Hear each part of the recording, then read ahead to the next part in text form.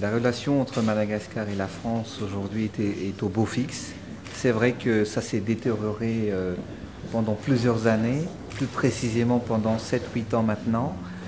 Mais là, je pense que c'est au beau fixe et nous allons reprendre et développer et renforcer ce lien historique entre la France et Madagascar. Et vos relations personnelles, est-ce qu'il y a un réchauffement? En 2009, M. Sarkozy parlait de coup d'État, aujourd'hui c'est fini? Je m'entends très très bien avec son Excellence Monsieur le Président Sarkozy, et d'ailleurs c'est pour cette raison, qui m'a reçu en visite officielle, suite à la mise en place et la mise en œuvre de la feuille de route qui permettra de mettre en place à la normalité constitutionnelle malgache. Concernant l'ancien président Marc Ravalomanana, est-ce que le temps du pardon n'est pas venu? Je suis pour le pardon, mais je ne suis pas pour l'impunité. Donc écoutez, moi j'ai fait des efforts et aussi pour la paix et la stabilité à Madagascar. J'ai accepté le retour de l'ancien président Didier Ratsiraka, mais pour l'ancien président, son sort est entre les mains de la justice. La France et l'Union européenne conditionnent leur aide à Madagascar à la tenue d'organisations libres et transparentes. Aujourd'hui, la communauté internationale en général, y compris les Nations Unies, l'Union européenne et la France, la COI et l'OIF sont en train et prêts à aider Madagascar pour la finalité de la feuille de route, c'est-à-dire l'objectif à atteindre, c'est l'organisation des élections libres et transparentes. Mais quand est-ce qu'elles auront lieu, M. le Président? D'après notre code électoral, l'organisation des élections doit se faire entre le 30 avril et le 30 novembre. Et la feuille de route détermine la fin de la transition à la fin de l'année 2012. Donc ce qui est sûr, c'est que les élections se passeront entre le 30 novembre et entre le 30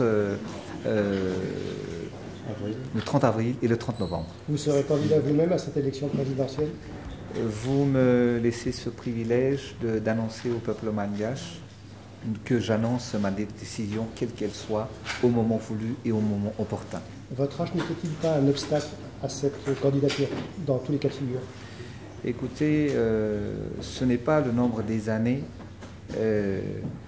qui marque justement la valeur d'un homme, comme on dit. Donc, vous avez pu apercevoir, et vous connaissez l'histoire de la France, que Bonaparte a été élu président de la République française pour la première élection présidentielle ici en France quand il avait 40 ans.